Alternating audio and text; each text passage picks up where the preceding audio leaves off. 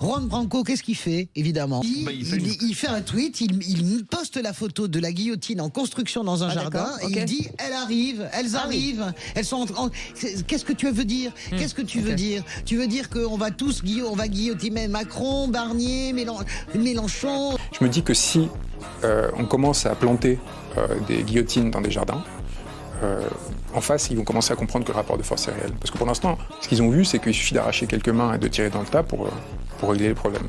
Donc en fait, si on ne comprend pas qu'à un moment donné, le rapport de force est paradoxalement la seule façon d'éviter la violence et d'éviter de se faire piller et de voir nos conditions de vie se dégrader au fur et à mesure, eh bien, il faudra en passer par une dynamique qui finisse par les inquiéter et par les faire trembler. Ce qu'avaient fait les Gilets jaunes en rentrant dans les arrondissements, dans les centres des grandes villes et ainsi de suite. La violence est la force des faibles et commence où s'arrêtent les connaissances.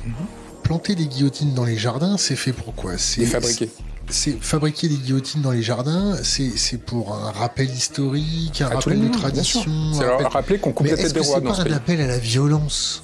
C'est pas. Non, c'est un évitement de la violence.